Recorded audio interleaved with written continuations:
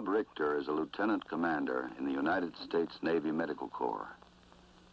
He is in charge of the Navy surgical team at Rok Yaw in South Vietnam. 35 years old, unmarried, Northwestern Medical School, specialist in orthopedic surgery. Jerry Grant, volunteer surgeon from New York, married, 3 children, specialist in urology. Jerry Hassika, lieutenant junior grade, team anesthetist.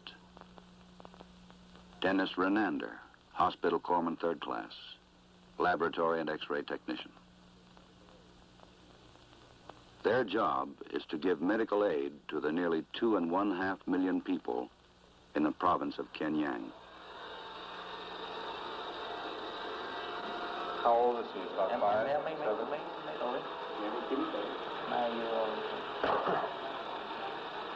I always guessed too young. Yeah. The medical team has been here for only 3 years. But this man's people have been here for 5,000. They have seen kings and emperors, dictators and tyrants. But it is the land that supports his home, feeds his family, and protects his ancestors. So it is to the land that he remains faithful.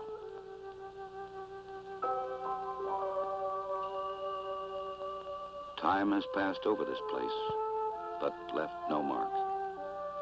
This peasant still cuts rice with the same knife that those before him used. And when he dies, this land will go to his children.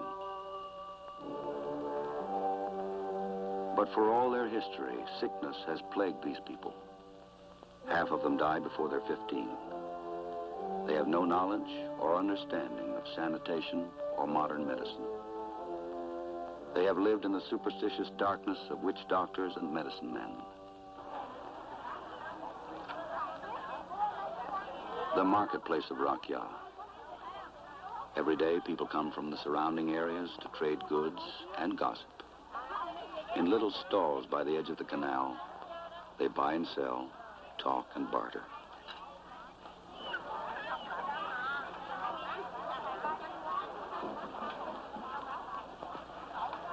Shrimp, eel, fish, pork, lettuce and rice. No one starves in this province, but the food they eat carries the germs of disease: typhus, typhoid, worms and dysentery. For the past 5,000 years, the situation has remained unaltered, and the only answer was archaic witchcraft, herbs, potions, and incantations.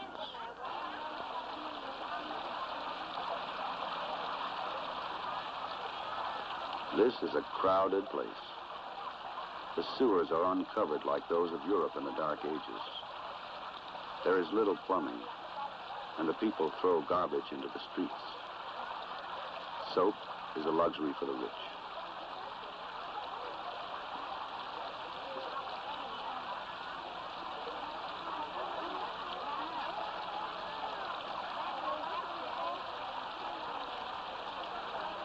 Only within the past 30 years has any real effort been made to improve their primitive conditions. Just before World War II, the French built a province hospital in Rok Yaw. Today, its stucco walls and lush courtyards offer a small degree of solace to the sick. It is administered by 2 Vietnamese doctors who received an elementary training in Saigon. The hospital has only 400 beds to serve 2.5 million people. By most Western standards, it is hopelessly inadequate. Only recently has there been a significant change. The old ideas are giving way to the new. The Navy team uses 4 Vietnamese interpreters, whose grasp of English is as limited as our knowledge of Vietnamese. Ba is Mrs., Um is Mr., Ko is Miss, M is child.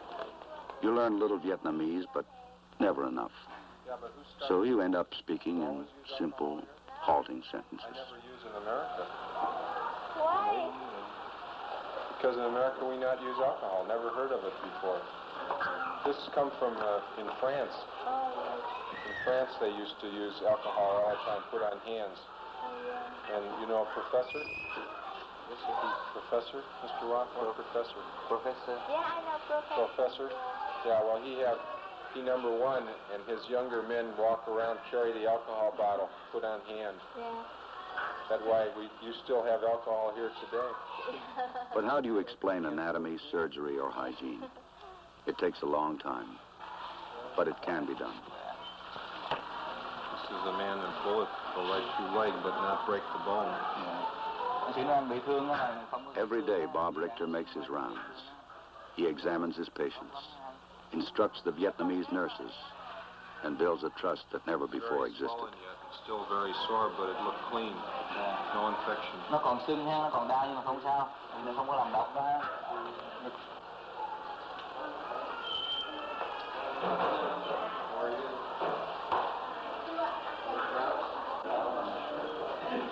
He got shot here, and he went to another hospital, and they thought they were going to have to amputate his arm. But, so he came back down here to see us. He has an injury to the nerve, to these two fingers, the ulnar nerve, right? Bị thương làm cái gân ha. Bị thương làm cái tay hai ngón này cử động không biết không được. And also the bullet break these bones. Yeah. Now, when the bone heals, the tendons stick to the bone, so you cannot pull the finger down. Yeah. So maybe we can free up the scar, get rid of scar, then tendons work again. Bữa trước là gãy xương ha, bây giờ cái xương nó lành lại rồi nó dính luôn cái gân đó đó. The men in this ward have been wounded fighting the Viet Cong. Their sacrifice is tangible and painful.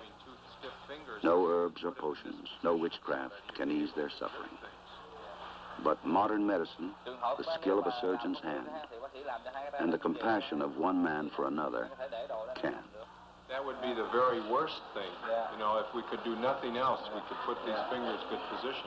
Từ trường hợp mà làm tất cả mọi phương tiện mà không được ha, bác sĩ phải làm cái tay như vậy này ha, hai ngón này đó, để có thể để cầm vật gì bên đây cho mình nắm là được, ha, không có đau. Cái là cái mức cái việc làm sau cùng đó, lấy ra bác sĩ ra, giữ ra. Oh, like this. Nè, có người. You have all good muscle up above. Tốt lắm, cái tay không có gì hết trơn, có cái gân thôi à. You know, amputate that arm. Chứ không bao giờ cắt đâu, không bao giờ cắt cái tay đâu. Clinics are held once or twice a week in the hospital. People come from all over the Mekong Delta because they have heard of the American doctors. It's a long and difficult journey for some. They come by foot or bicycle, by sampan or water buffalo. But they come.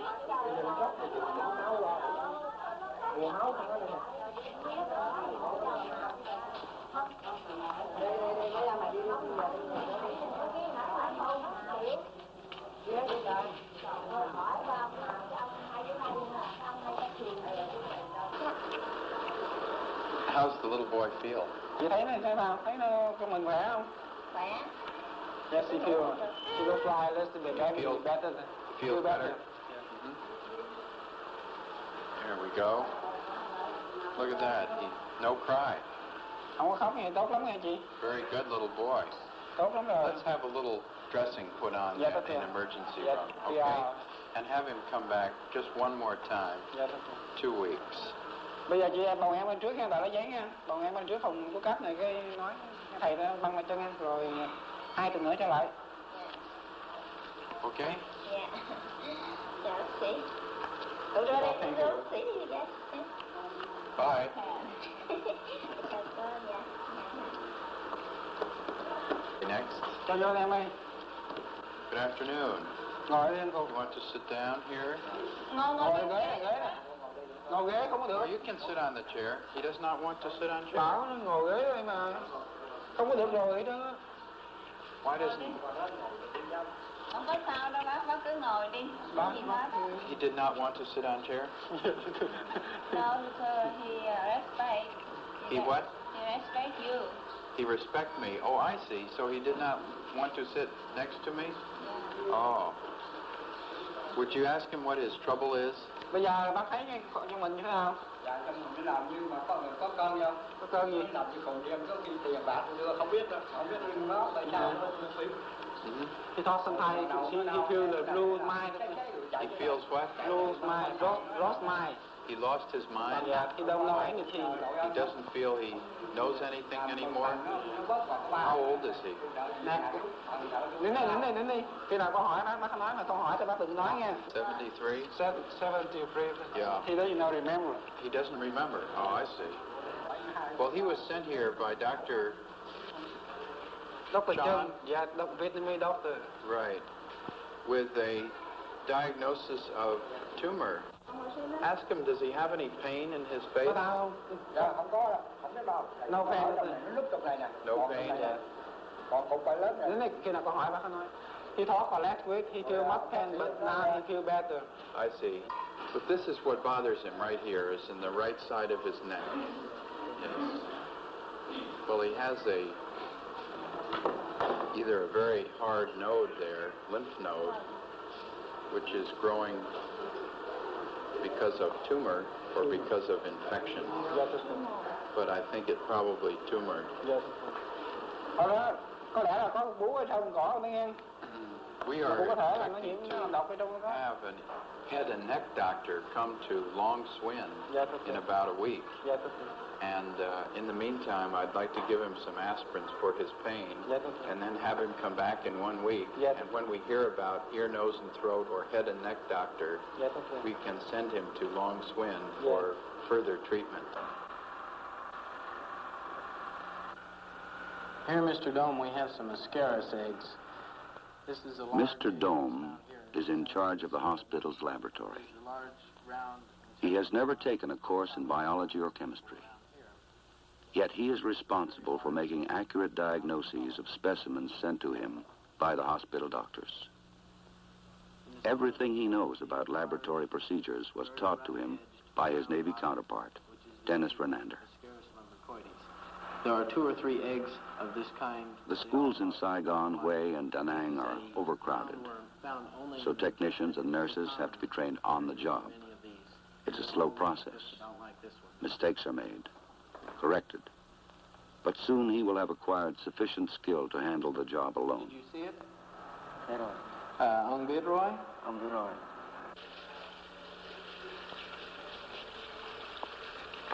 Most of us regard operations as something to avoid, and after it's over, something to talk about. To a doctor, it's his life, a vocation to be learned, practiced, and perfected. That card? Suction?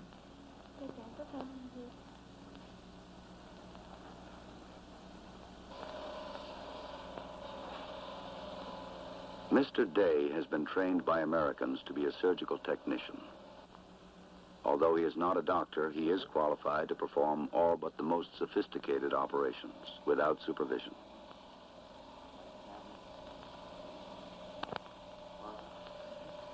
Hi, please. Let's have the suture ligature.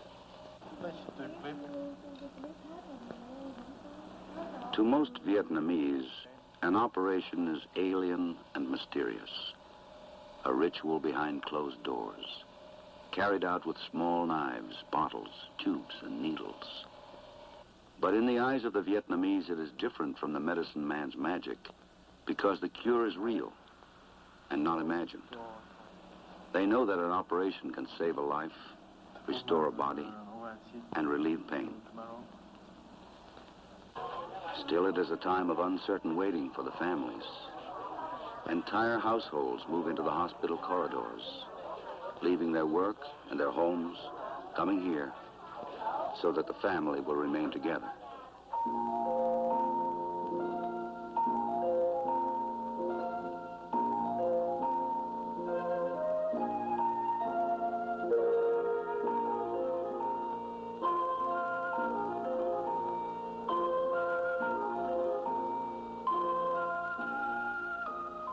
After an operation, the patient must return for periodic checkups. This is new to them, something they have never done before. Mr. Y, you tell him he is only 4 weeks from his operation now, and that this take time for pain to go away. I think that he is doing very well, and these bones are all right. Yeah. So now what he should do is every day he should wash his hand in water, good, get the dirt off. Yeah. And that he should practice exercising his finger any time of day. Practice bending his little finger down. Tell him try to get his little finger down to touch. Yeah. Bây giờ hai bác sĩ nó làm gì còn không đau thì thôi. Không đau đủ. Yeah, okay. Thầy Thấy từ ra. yeah. You know, Navy not supposed to salute without hat on, but I like to pay them compliment. Chào bà. Bác sĩ chào bà. Dạ. Looks like your cast is pretty well done. Yeah. Let's see. Yeah. Multiple wounds of body. I don't remember this lady. New short leg cast, 6'3". How's she feeling? Bữa nay thấy sao? All wars claim innocent victims. And this is especially true in Vietnam, where terrorism is a common tool of persuasion and intimidation. This woman was riding a bus jammed with people coming home from work when a mine exploded beneath it. 27 people were aboard. The survivors were rushed to the hospital where the doctors and nurses worked for a night and a day to save them. 20 of them survived, but of these, only 5 will ever walk again. She was one of the lucky ones. She escaped with only a broken leg and an injured back. She said she lived very far from our city. She lived very far. Yeah. Well, you tell her we go very fast and we see what we have to do for her. Yeah. Giờ đưa qua bển chụp hình cái xương sống coi nó có sao mà đau nha, ghiếu cắt cái băng bột đó chụp hình lại nha, rồi mời ra trước. Bây giờ chụp ở đâu nữa? Đi ra trước hỏi nha, trước nó chỉ dẫn rõ thêm ha. Yeah, okay, bà. Em đây bác sĩ chào em, bác sĩ chào em đó em. What's the matter with you? Sao đau sao em sao? Té cho má rồi gãi tay rồi thầy cũng đang tăng liền rồi mà giờ nó còn kẹo. Còn kẹo lên ha. She said before this boy fell down by bicycle accident. Yeah. And Chinese medicine makes this boy is alright, but his elbow. 3 weeks ago, this boy broke his arm, a simple accident. The arm should have been set. But the village medicine man, who knows nothing of these things, wrapped it with rotten leaves, expecting this to ease the pain and heal the wound. This is Chinese medicine, which dates back 4,000 years. Its methods are virtually unchanged since the time of Confucius. They rarely work, and all too often its patients become its victims, as in this case. The arm has healed now, but it is slightly deformed. And I think that now probably healed, like that little girl from Stock Train, have a 3-week-old injury. Yeah. I tried to fix it, but I could not move it, so I left it alone. She's doing very good now. Yeah. We'll have to get an X-ray of this baby. Yeah. Bác sĩ nó lỏng những cái xương nó lành rồi ha, nhưng mà nó không nằm đúng vị trí ra ha. Dạ. Bây giờ để bác sĩ cho chụp hình cái tay, chụp hình phần này coi xương nó nằm sao ha. You tell Father we take X-ray picture of the bone, and then we see what it looked like, and they come back and see us today after the X-ray. Bây giờ chụp hình xong rồi đợi rửa tim xong ha, rồi anh đợi đó, cầm lại đây bác sĩ coi là coi xương nó nằm sao đó.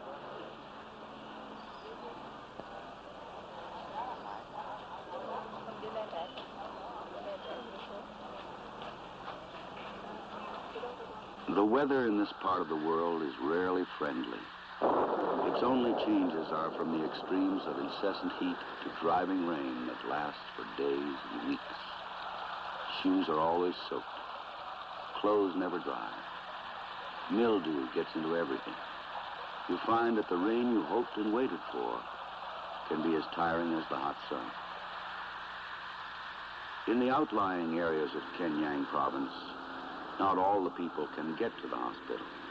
So, the hospital must come to the people. On this special trip, Jerry Grant is accompanied by Navy nurses Winnie Copeland and Ann Wilson. These trips are part of the Medical Civic Action Program, MedCamp, set up to bring help directly to the people in their own villages.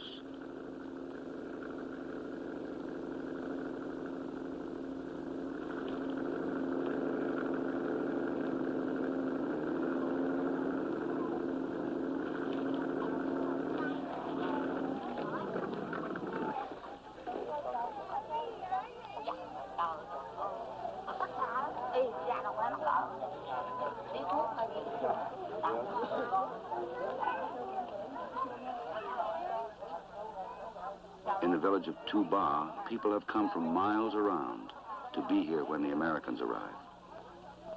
The problems here are no different than in the cities. There are only more of them.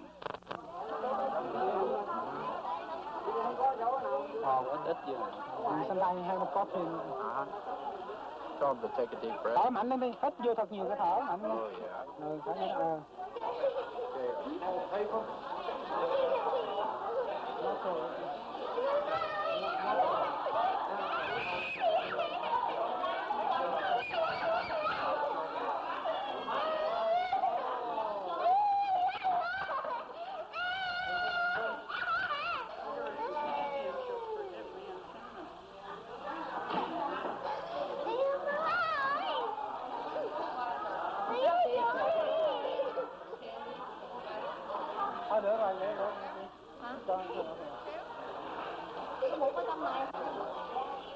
How long has boy had infection? Em này bị bao lâu rồi chị? 3-4 ngày lên dưới đó hả? 2 days ago rồi. 5 days. Tell this mother that this boy should come to hospital today or tomorrow. We will bring him into hospital. He needs much antibiotics. Let's give him erythromycin. Start him on. Bây giờ chị có thể cho. Đau, sống có đau nhiều quá. Ngủ không được không? Ăn ngon không? Không ngon. This man talk, he is not good appetite and cannot sleep at night. So let's give him some vitamins for his pain. I think you feel better after you take some vitamins. Cái này nghe uống ngày 3 lần nghe mỗi lần viên nghe. Tell her to wash the baby's head and the sore areas with the Physihex at least twice or 3 times every day. With water. Use a lot of. This has water in it. Mỗi ngày cái này dùng 1 ngày 2 lần nha, rửa cái mấy cái một kẻ này nha, ngày 2 ngày no cough thôi. No cough. But just pain in chest. Có đau ngực không? Có, đứng lâu cái nó đau ê. Đau Feel a hoài. little pain in chest. Okay. Well, why don't we? Which side of chest? Bên nào, bên phải, bên trái? Bên trái phải, ở trước được. Why don't we give her some aspirin for that?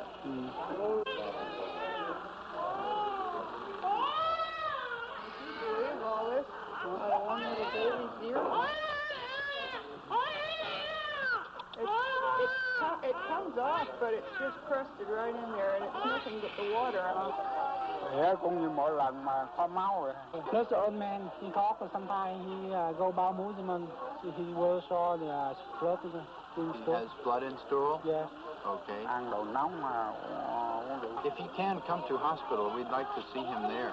Bây giờ But we will give him medicine here. If it does not go away after 2 weeks, tell him to come to hospital. Okay? Nếu trường hợp mà không cho thuốc uống không hết em thì đến bệnh viện nha. Sẽ chụp hình rồi sau thủ công nhân luôn nha. Hay đây hả? Với mình trước trường rồi. Cerebral palsy. About 1 year.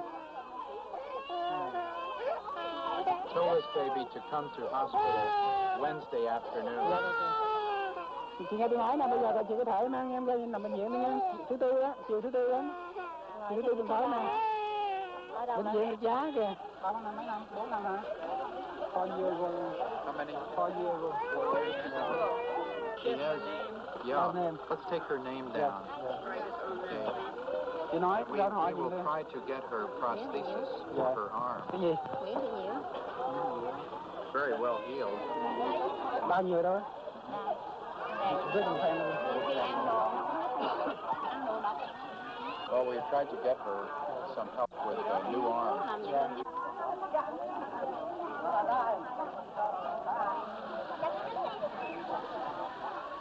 In this climate of incessant heat and stifling humidity, you get tired in minutes instead of hours. At midday, everything stops.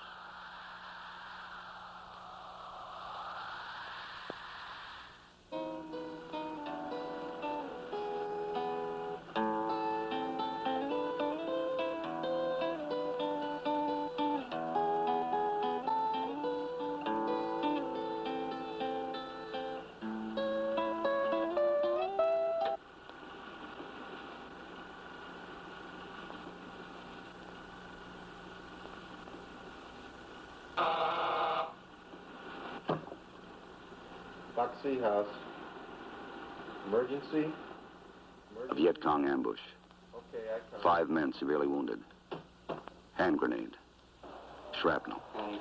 Intense bleeding. Right arm shattered below the elbow.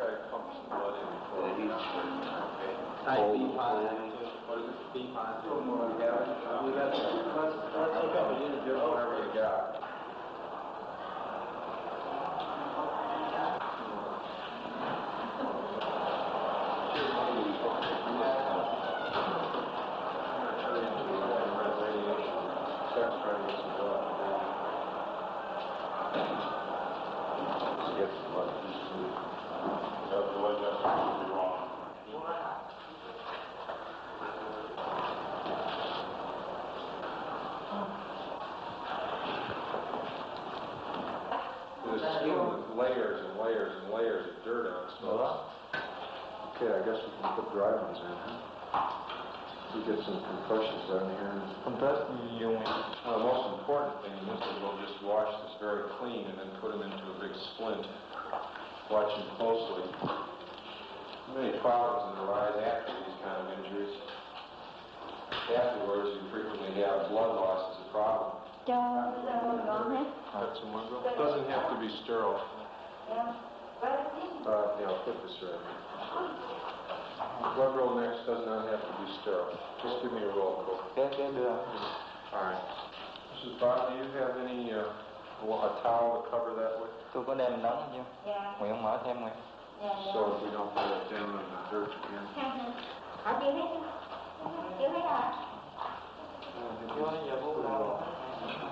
Yeah, let me use a little soap here and wash out this one. You want to cut for a while, we're going to do this right by the heels.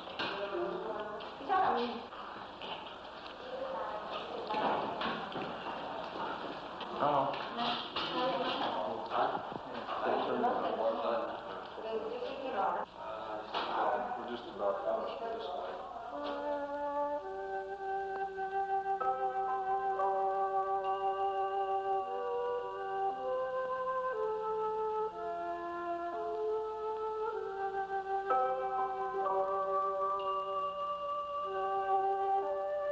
A casualty of war.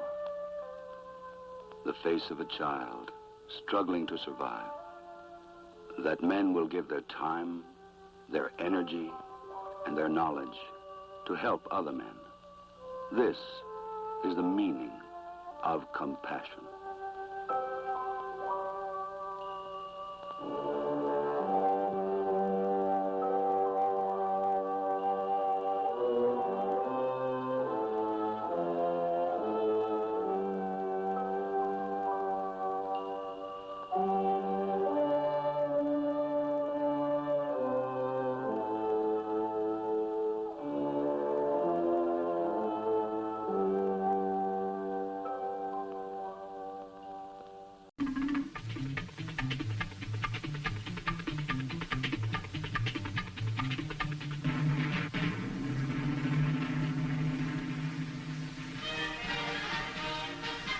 The history of the 1st Division, the Big Red One, begins as far back as the Revolutionary War, when its Battery D of the 5th Field Artillery served under Captain Alexander Hamilton. This battery has the longest record of continuous service of any unit in the United States Army. Its history runs parallel to the history of America. The Fighting First was organized as a division in World War I, when it scored the first American victory of the war at Cantigny. In the great battles of Soissons, Saint-Michel, and the Meuse-Argonne, it helped smash the German army and end the war. During World War II, the 1st Division, true to its name, was in the first waves of the invasions of North Africa, Sicily, and Normandy. It smashed across France and Belgium in bloody fighting, was the first to enter Germany, and helped stop the Nazis in the Battle of the Bulge, in the drive to the final victory in Europe. 20 years later, when communist aggression in South Vietnam threatened the peace of Southeast Asia, the first full U.S. Army division sent to meet the challenge was the Big Red One. The Vietnam engagement was to be the longest and in some ways the most arduous of the wars fought by the 1st Division. But as always, the division lived up to its great heritage of valor and success in battle.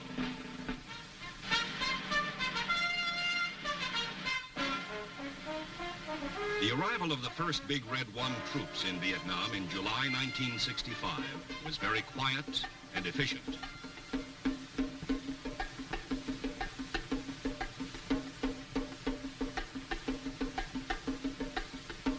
They were moved swiftly off the beach at Cam Ranh Bay and sent to various base camps in the Saigon area. The first task was housekeeping and setting up defense perimeters.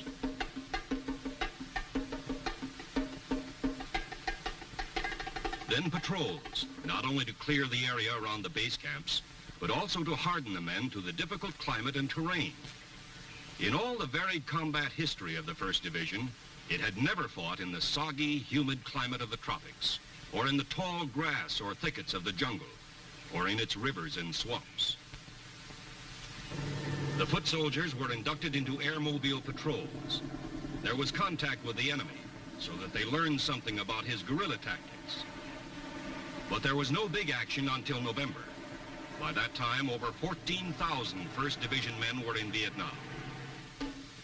Their area of operations was to be a vast portion of central South Vietnam, from the Cambodian border to the South China Sea.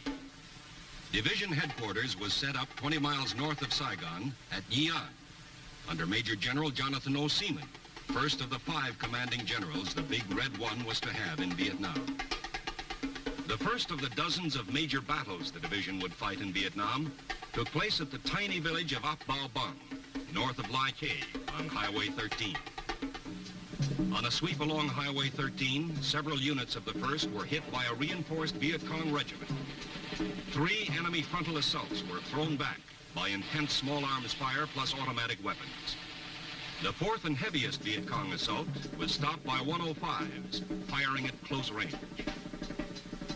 As the weakened enemy fell back, the Air Force was called in to pound their escape routes. In its first engagement in jungle warfare, the men of the Big Red One fought like veterans. There were casualties, but the Viet Cong left 198 dead on the battlefield. It was more than just a victory for the tired infantrymen. It was proof they could defeat a hard-fighting enemy on his own terrain. A few days later, on November 20th, another road convoy turned the tables on a would-be Viet Cong ambush near Trung Loi. The convoy immediately set up a defense perimeter and returned fire. When a gunship drove the enemy from cover, heavy ground fire, especially by the mortar platoon, smashed the trap. The victory at Trung Loi was followed early in December by the biggest and most successful battle of the year. This was Ap Nha Ma, northwest of 3rd Brigade headquarters at Lai Khe. A task force was searching the countryside, eliminating Viet Cong bases, blowing up bunkers and underground factories. When they ran head-on into a fortified base camp defended by 4 battalions of the enemy. A violent firefight broke out immediately. A radio call for fire support brought in deadly concentrations of howitzer fire and repeated tactical airstrikes. After 2 hours of fierce fighting, an infantry assault finally routed the enemy.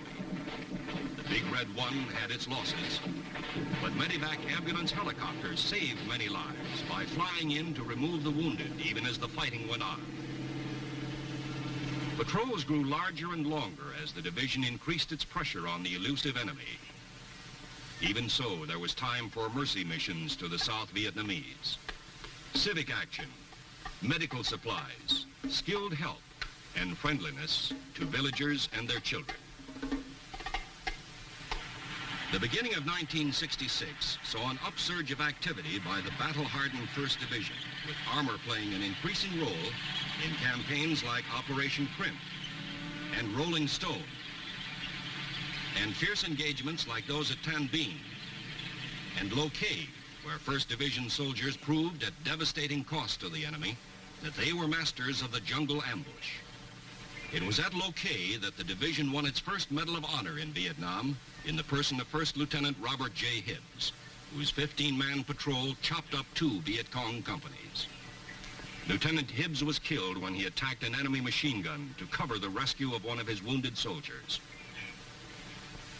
Under a new commanding general, Major General William E. Depew, who took command in March, the Big Red One lashed out at the enemy in ground drives, and air assaults by helicopter. The campaigns were continuous as task forces struck hard throughout the spring, summer, and fall of 1966 in the humid jungle, on dusty roads,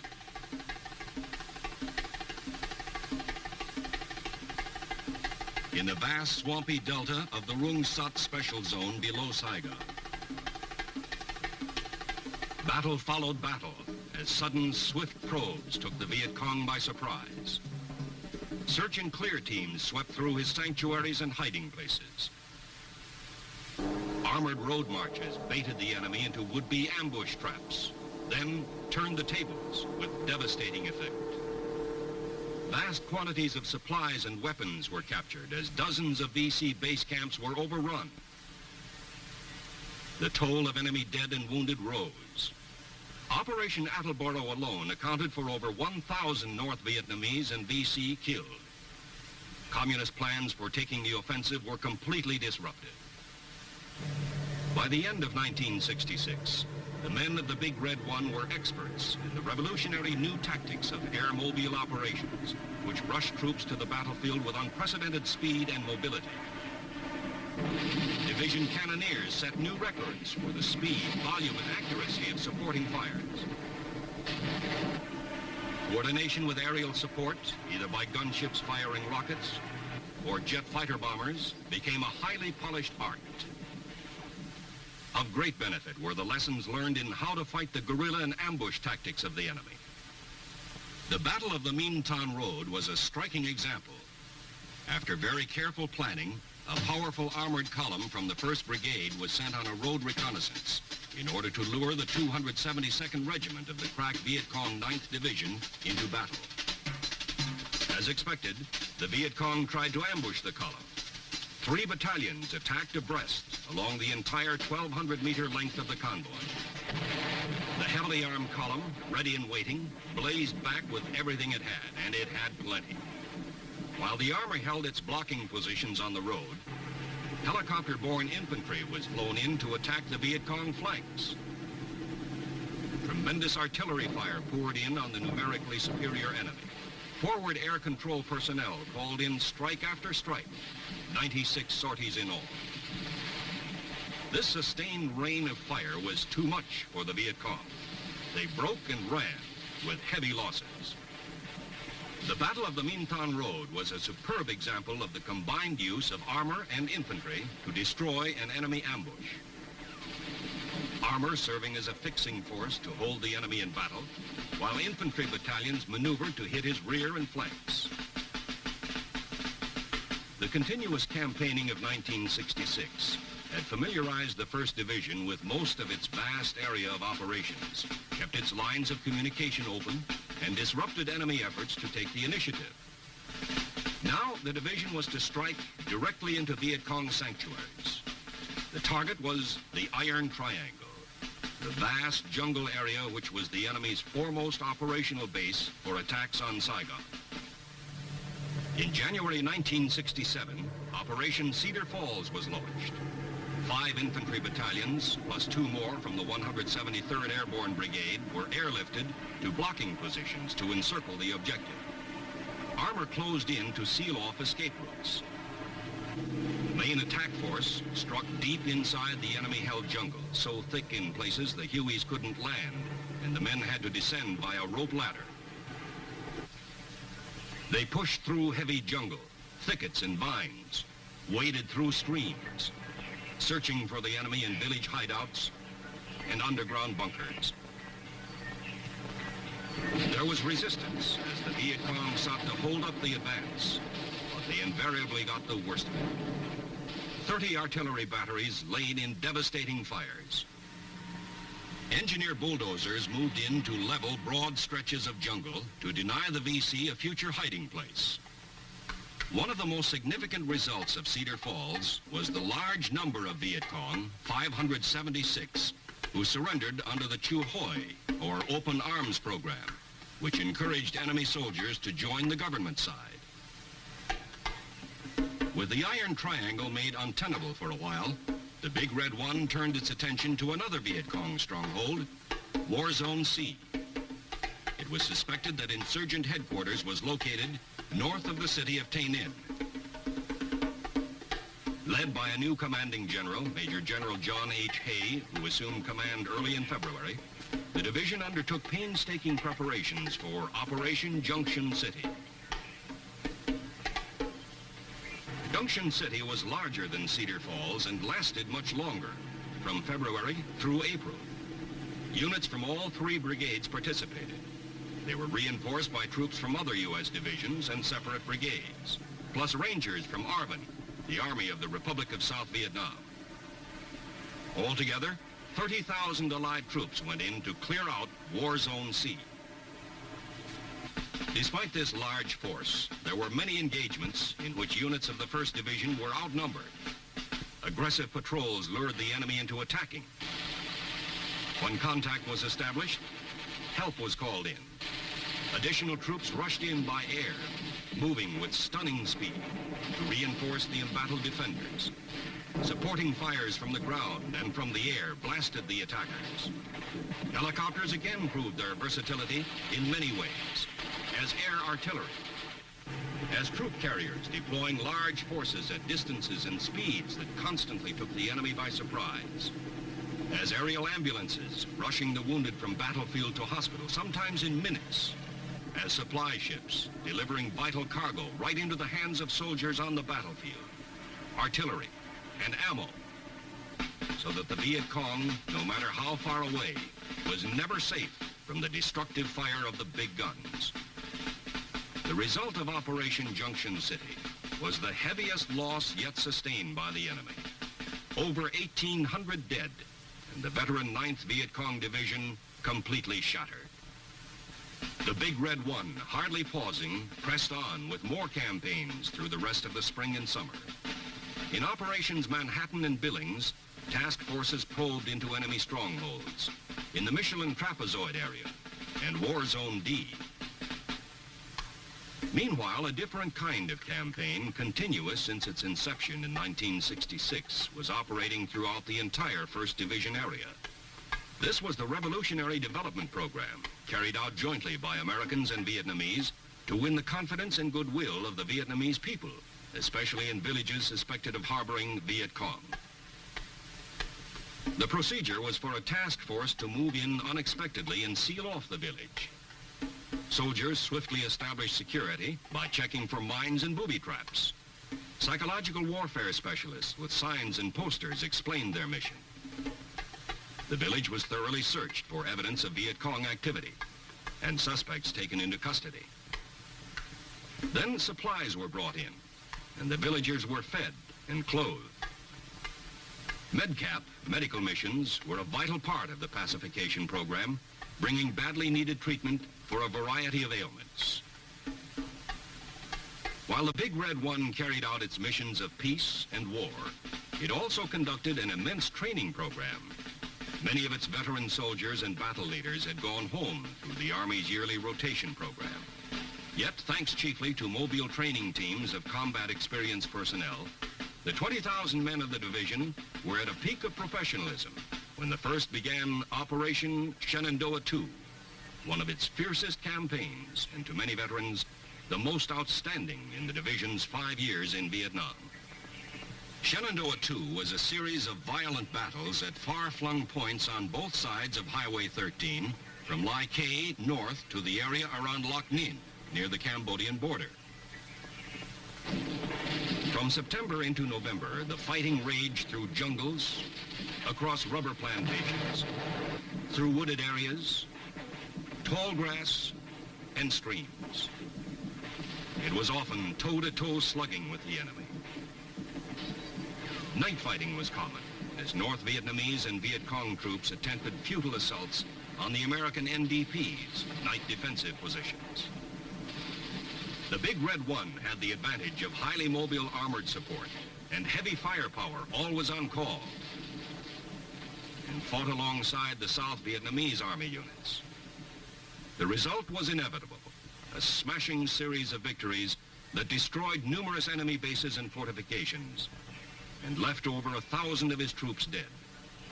The rest retreated to their sanctuaries again, leaving Highway 13 secure. Of the 8 major battles that made the Shenandoah campaign so memorable, one of the most remarkable was the battle for the airstrip at the town of Loch Ninh. Arvin and Special Forces soldiers came in by air assault to drive out the Viet Cong, who held a small sector of the town. They routed the enemy from bunkers and houses in fierce attacks. The insurgents counterattacked time and again, but were thrown back each time.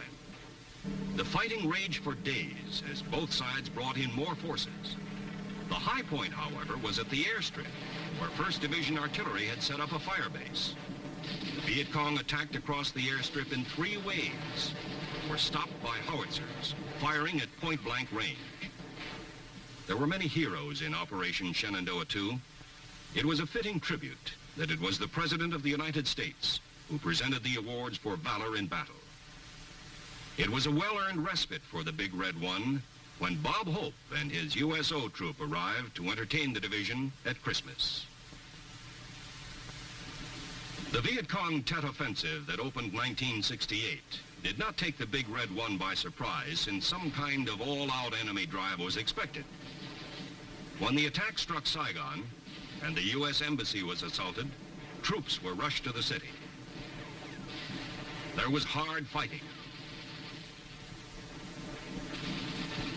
South Vietnamese soldiers did their share.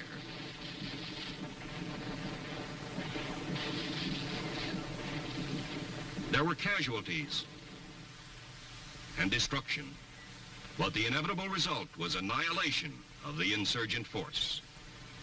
In March, the division resumed its strong offensive tempo under a new leader, Major General Keith L. Ware, famous as a Congressional Medal of Honor winner in World War II. General Ware launched 2 massive campaigns in areas to the north of Saigon and northwest in the Iron Triangle. The first was Operation Wit Can, translated as Resolve to Win. The second was Operation Tong Tong, which meant certain victory. The objective of these aggressive campaigns was to smash the enemy's war potential on a vast scale, kill his troops, destroy his base camps and supply dumps, interdict his supply trails and his routes for infiltration, and retreat. The result was a stunning success. Vast quantities of arms and materiel were found in weapons caches or were seized from the enemy, who lost over 2,000 killed. General Ware also initiated Operation Giant Swamp, in which a new tactical concept was applied to the Rome plow, the standard tractor with a special cutting edge for jungle clearing. Hitherto, the Rome plow had been used with great effectiveness to clear large jungle areas used as enemy sanctuaries. In Giant Swath, land-clearing teams used the plow to slice a network of wide trails through 11,000 acres of jungle. Instead of trying to clear the whole vast area, they divided it into many small subdivisions. The Viet Cong camps, hidden in the jungle, were now highly vulnerable to reconnaissance in force operations and to air assault. Another notable move made by General Ware was to step up night ambush patrols so that almost every unit in the division was engaged. This tactic had a devastating effect on the enemy, who had always considered themselves masters of infiltration and attack under cover of darkness. On September 13th, however, the division suffered a heavy blow. General Ware was flying over Loch Ninh, observing a successful counterattack against insurgent efforts to overrun the town for the 4th time. The general's command helicopter was shot down by ground fire. All aboard were killed. He was the 4th American general to be killed in Vietnam. The assistant division commander, Major General Orwin C. Talbot, immediately assumed command of the 1st, and the drive continued. There was frequent contact with the enemy as strong forces pushed north, carrying out Phase 2 of Operation Certain Victory. Viet Cong resistance was strong, and there was hard fighting as 1st Divisioners conducted several spoiling actions, destroying enemy camps and heavily built bunkers with intense fires supported by artillery. Among the highlights of the drive were several engagements with troops of the 1st North Vietnamese Army Division. These took place immediately across the border from Cambodia's Fishhook area. The Big Red One had established several fire support patrol bases in the area. They were placed astride a main infiltration route used by the North Vietnamese invaders. NVA troops hurled themselves fiercely at the fire bases in repeated night attacks and met devastating fires. They were brave, but the results were always the same. Failure. Many dead. A sidelight of all Big Red One campaigns was the continuing effort to help the South Vietnamese in nation building, working with these ARVN allies in the Revolutionary Development Program. Each village was first made secure by searching it thoroughly for traces of Viet Cong. Leaflets were used extensively to encourage defections to the government side. Civic action programs were put into operation to help the villagers, feeding them, attending to their medical and dental needs.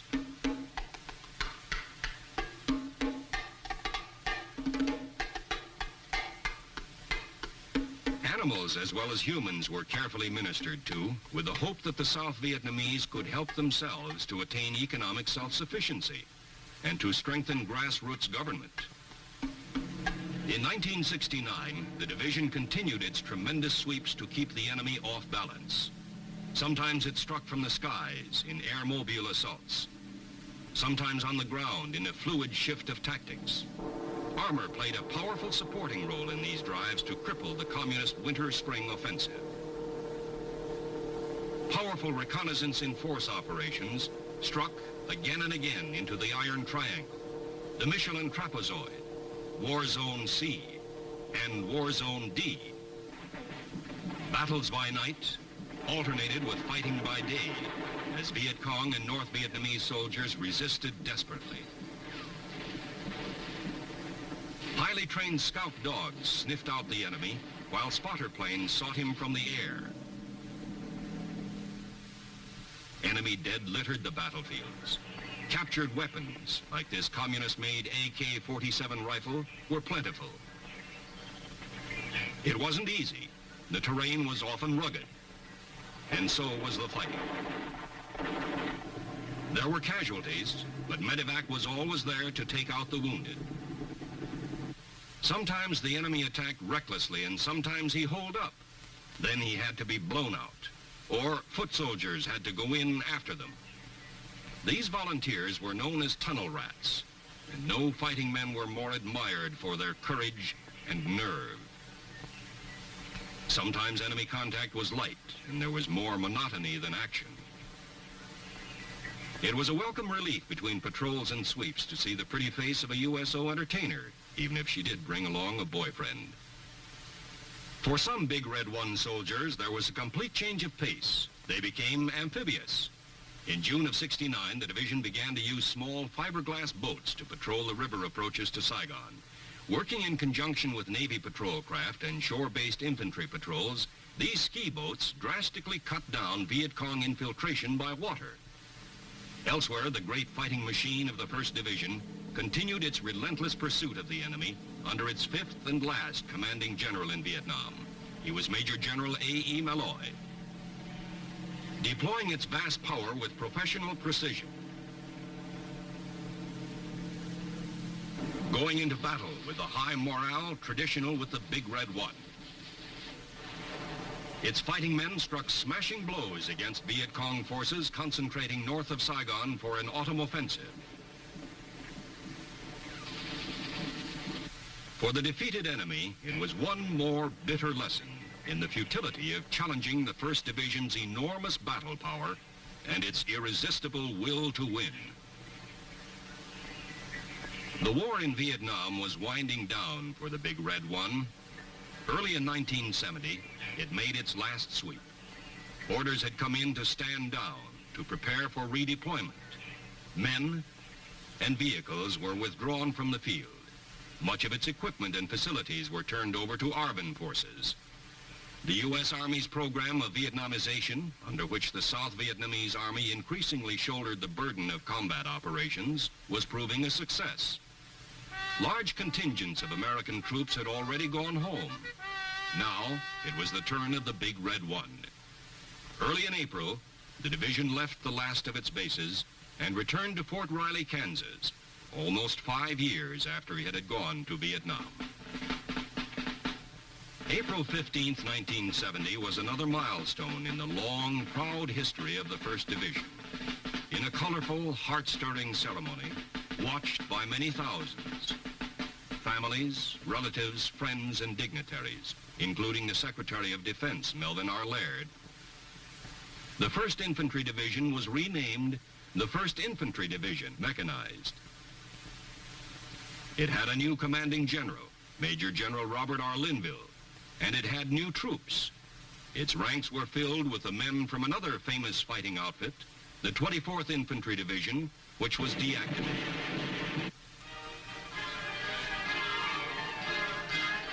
Under its new designation of mechanized, the 1st Division was augmented with additional armor, reflecting the vast increase in firepower and mobility of the modern U.S. Army Infantry Division.